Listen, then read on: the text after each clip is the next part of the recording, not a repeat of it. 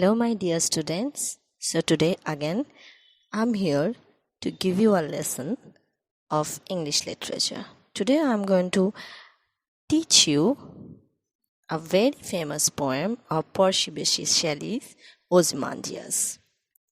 So, every class, I always tell you that before going to understand the poem, we need to know about the poet.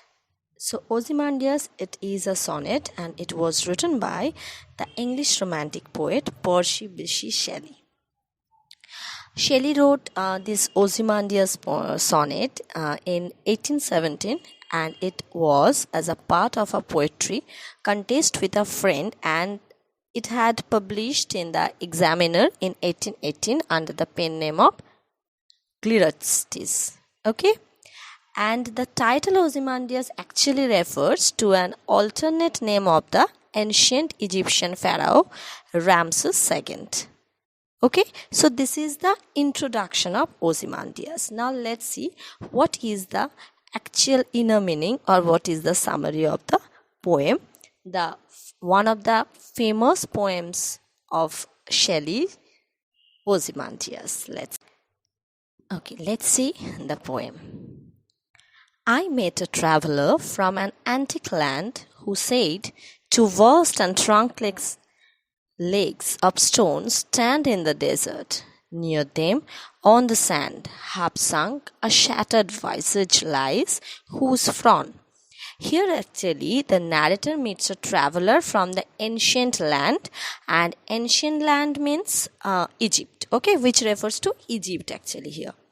The traveller is talking to the narrator, and the traveller was telling him that there is a huge stone statue which is now crumbling down, and he further elaborates those two huge and massive legs which were the remaining parts of one's grand statue.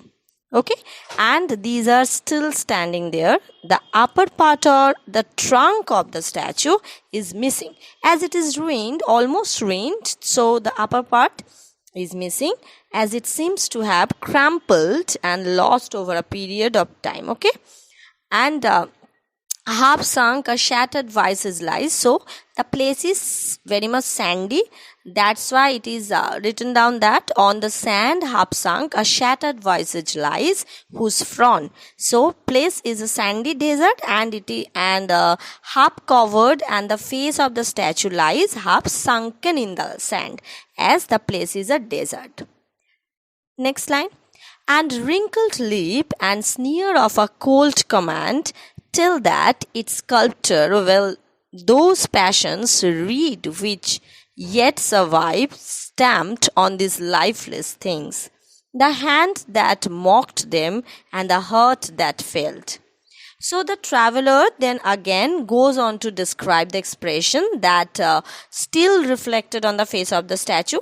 And despite the fact that the kingdom had already fallen with time and the king's glory had faded away, the stone face has had some expressions, okay, and the expressions are very arrogant expressions.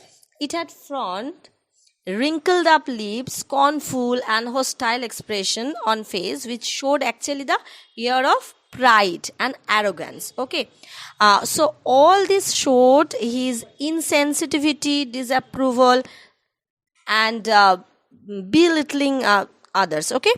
And the sculptor of this statue seemed to know the king's arrogant nature, because now once upon a time this king was very much arrogant, and it also shows now. We can also see this from the statue. So the sculptor skillfully interrupted the king's feeling and emotions on the statue, and the king had no respect even for the sculptor whose hand created this statue actually. Because sculptor also had some idea about this king, and that's why though he made the statue, but he actually didn't have any respect for this king. And on the pedestal these words appear, my name is Ozymandias, King of kings, look on my works, yea, mighty and aspire. Nothing besides remains round the decay of that colossal work, boundless and bare, the lone and level sands sketch far away.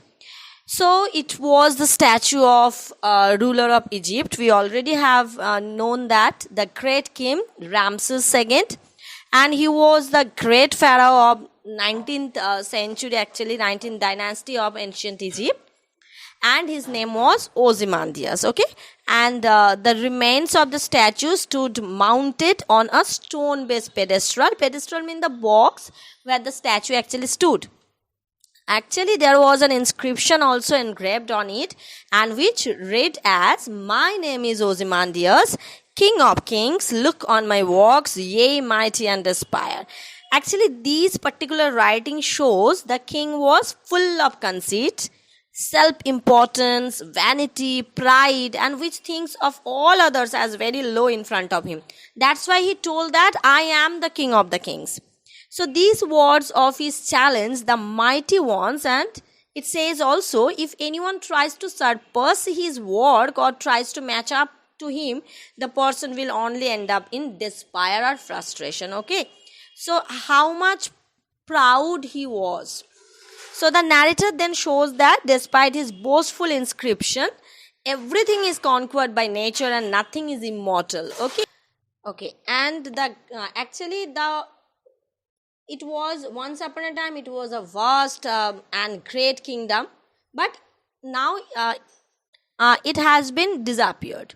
So actually nothing is left of the vast kingdom, and all that can be seen is sand as far as one can see. Okay, and the great kingdom and its great king had also fallen, because time takes away everything. Nothing can be mortal, nothing can be immortal, everything is mortal, na?